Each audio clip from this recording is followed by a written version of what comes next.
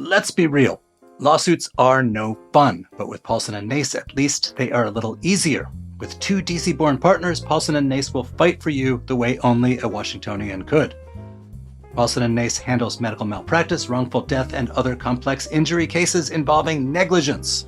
So if you have been hurt or lost a loved one because of someone else's mistake or negligence, call Paulson & Nace for a no-obligation consultation. Visit www.paulsonandnace.com or call 202-463-1999. Today on CityCast DC, it's been a year since DC voters passed a referendum that was supposed to end the system where restaurants can pay writers less than a minimum wage so they can make it up with tips. And the transition to the new normal has been rough. That is largely because no one agrees on what that new normal should be. Washingtonian's Jessica Sidman has been reporting on the chaos that comes with your dining check, and she is here to walk us through it.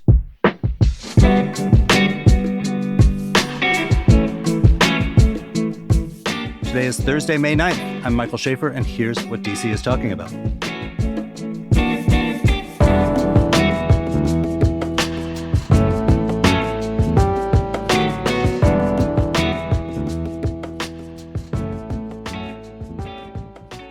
Hey, Jess. Hi, Mike. So it has been almost a year, a full calendar year, since DC passed I-82, the ballot initiative regarding service workers and their wages. How have restaurants accommodated the change? I think the most visible change that everyone has noticed that the fees are everywhere now. Obviously, restaurants are now paying more for labor, and the way that they're making up for that, instead of raising prices, which they fear will scare off customers, is adding on these fees, which are all over the place, from 3% to 22%. They're called all kinds of things: Initiative 82 fees, service fee, etc., fair wage fee. But actually, those are also scaring off a lot of customers. But wait, what I don't get is, why does that scare off customers? Presumably, if you go to a place in the old regime, you would pay 20% on top of whatever you paid because you tip. So if it's basically the same thing, it's just a line in the check, why is that so alienating to people? Well, first of all, it's not always just 20%, right? There's a wide range of what you see restaurants doing right now. And I think that is creating a lot of confusion. If you see a 5% fee, it's a little bit confusing. How much do you tip? How much math are you going to have to do at the end of your meal? Where is that money really going? Even if it is 20%, how can you be sure that's going to your server? And should you actually still tip on top of that? And a lot of restaurants aren't always the most transparent. A lot of restaurants aren't always as transparent as they could be.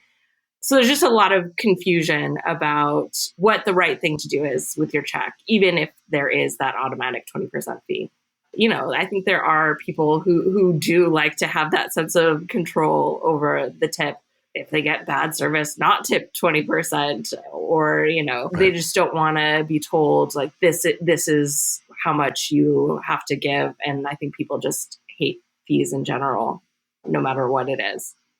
So when this initiative was proposed and supported, and it passed pretty widely, the idea was this is good for the workers, right? That they're right now under the tipped minimum wage. They were being paid way below minimum wage, with the idea that the tips would make up for it, and that changing to the system where they have to be paid actual minimum wage, real wages, would be better for the workers. I know it's driving the restaurant owners crazy, but how do the workers feel about it? Right. And this is an area where there's not really a lot of consensus. So I've spent a lot of time talking to workers to answer exactly that question, to find out, ultimately, are you better off than you were a year ago? And certainly there are some who say they are, and they're making more money. I spoke to a wage theft lawyer who said that he's seeing fewer of the most egregious types of wage theft violations that he used to see. And he thinks that the changes really are benefiting the most vulnerable of workers, often immigrants or people of color, who don't always work at the fancy restaurants that are on Washingtonian lists. On the other hand, you do have a lot of service industry people who say, we were already making far more than minimum wage. We were making 20, 30, 40 more dollars an hour. We didn't need this change.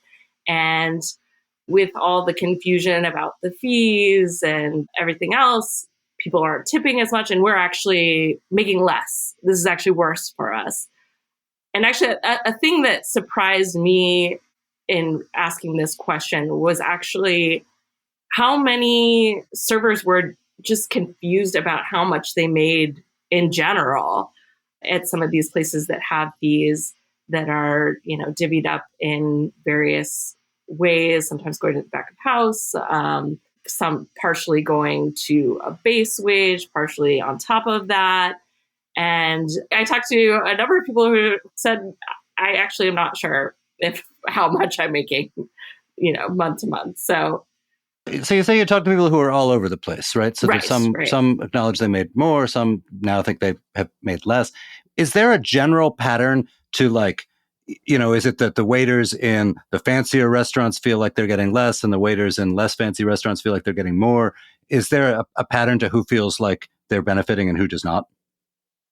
I think obviously if you worked at a restaurant where you weren't making a lot of tips and you were struggling to get to that base wage, then this, potentially was beneficial. But again, so by that you mean cheaper restaurants that don't have as high rolling a clientele? Yeah, or places that aren't as busy, where the check averages maybe aren't as higher versus some of the bigger, busier restaurants. A lot of those people were already making much more than minimum wage to begin with. So in your Washingtonian piece, which is very good and everyone should read it, you bring up one specific example, which is a place called the Runaway in Brookland.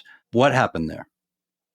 Right. So this is a kind of a live music bar in Brookland, and like other restaurant owners, the owner there was dealing with increased labor costs and other increased inflation costs. And so she said, let me add a fee. I believe it was an 8% fee that she wanted to add.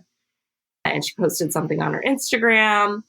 And there was just this immediate backlash. And people said, this is a terrible idea. She said there was even one person who left a 0-star Google review, even though she hadn't actually implemented it yet. So literally hours later, she decides to back down and says, just kidding. I'm not going to introduce a fee. I'm just going to raise prices. And how do people feel about that?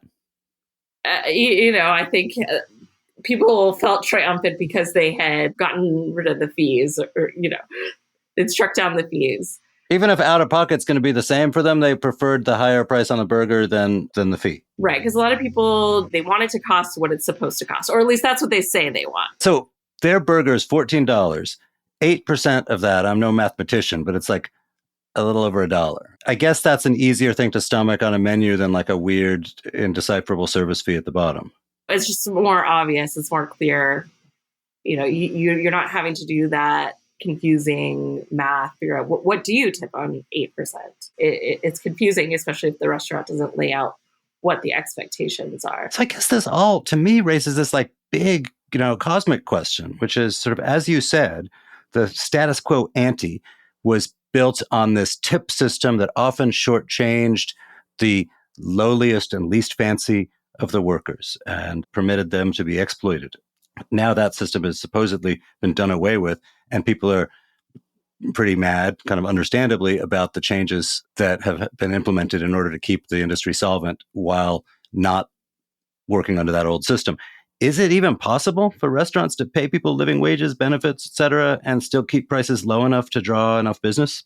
We will find out, right? Won't we? I mean, there are certainly restaurants that are trying it. I think after the pandemic, which really laid bare a lot of the troubles of the industry, there were many restaurateurs who said, we want to do the right thing. We want to offer health benefits. We want to fix the disparities between the front of the house, the servers and bartenders and hosts, and the back of the house, the cooks and dishwashers who tended to make less money, and, having a fee that they can then divvy up to fix those inequities and pay for health insurance.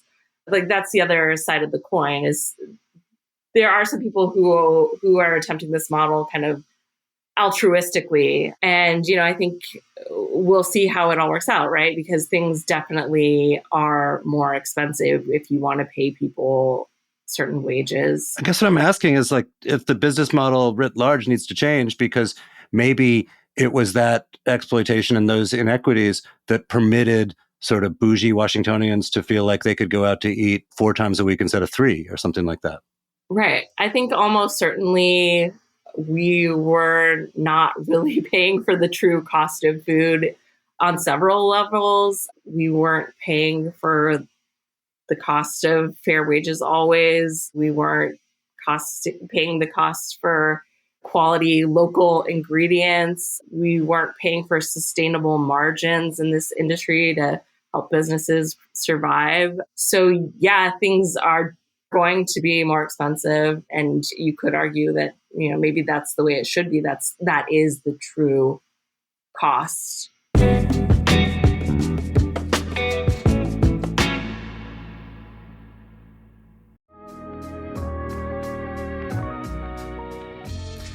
It's time to get dressed up, DC.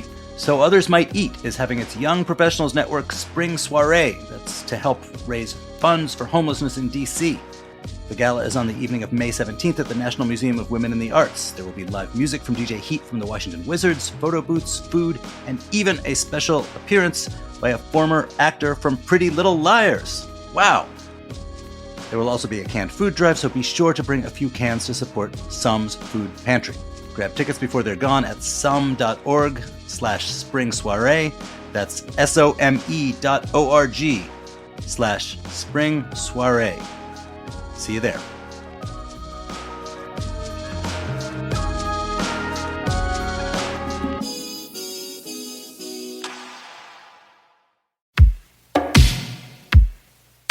When was the last time you went to the theater? Well, we have a new show for you to check out.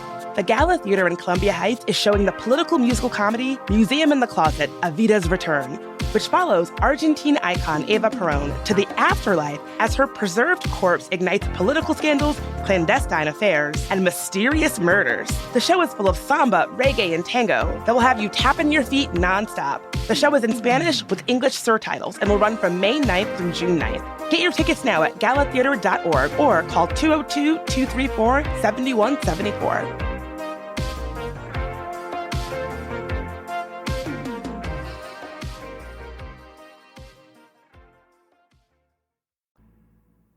So when this initiative was being proposed, one of the things I heard from people on the no side, without any evidence, was, well, the unions are all for this because the next step is, this makes it easier to organize a restaurant since it's like about a wage that can be negotiated.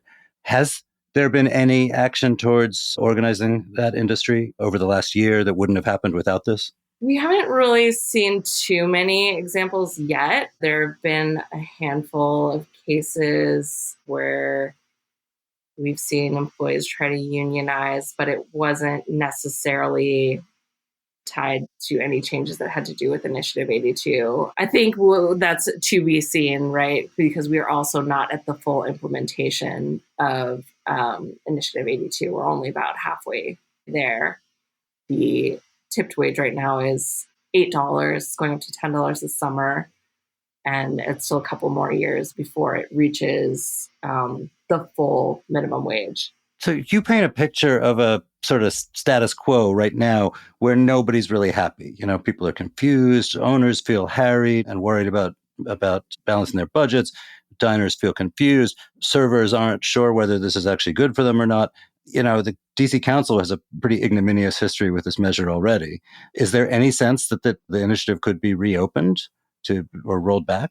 No, I don't think so. Even, the strongest opponents of Initiative 82 have said they're not going to try to repeal it. So I take them at their word on that. And I just think there would not be an appetite for that at this point. I mean, the council already overturned Initiative 77, which was basically the same thing that happened years earlier that was passed by the voters. And the council said, actually, no, we're not going to do that.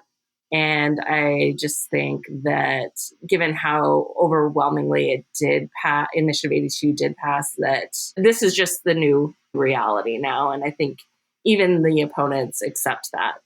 So looking, at the next year, do you personally feel like what's going on now is this kind of the inevitable working out the kinks shakedown phase? But it'll feel better once we got some experience behind it, or do you feel more pessimistic? Yeah, I think the next couple of years, we're still going to be in this transition phase. But I do think that there is a light at the end of the tunnel where at the end, some sort of norm will be established and things will be more expensive. Maybe people get used to that. Maybe people don't go out as much. I can't talk about this in my story, but I do actually think in the longer term that most of the fees will probably go away. One, because they are so unpopular. And I also think there is a lot of momentum from governments to get rid of them. I mean, we see in California, they're banning these types of fees altogether. I think the law goes into effect this summer. And the Biden administration has made a big priority out of banning junk fees, and the FTC is considering rules that could potentially also ban these types of fees. So it's possible this is all a moot point. And in the end, we kind of go back to the old model of you pay the price of your meal and you tip on top, but that price of the meal is much more expensive. For the time being, though, you have some convenient tips for us, so to speak, about how to handle it in terms of what is the proper thing for a diner to do. So if I go to a place that's got an 8% service charge, should I still tip? Yeah. So, there's no hard and fast rule, but I will tell you generally what I personally do. I think if there's a 20% fee, I don't think there's usually an expectation to tip on top, and most people don't. And you want to recognize a really exceptional experience, you can add another, 5 to 10% or more, whatever you feel is appropriate. If the fee is somewhere less than that, 5, 10, whatever percent, I usually just add it up to 20%. So if it's 5, I would tip around 15%. And again, maybe leaving extra for a really great experience. But I think, if restaurants are expecting people to pay more than 20% above the menu price, that's a little bit honestly delusional, because the people just hate that. They're not going to do it. And the whole idea of this is that in the first place, I thought was that old patron system of I am going to decide what to pay you, urchin, based on how well you've served me. That was supposed to go away and be replaced with wages. But I guess it turns out some people don't like it to go away. Right. I think tipping is a hard habit for Americans to quit. And I just really don't see a world where we do away with tipping in a large scale mainstream way. Hey, Jess, thank you for being here. Thanks for having me.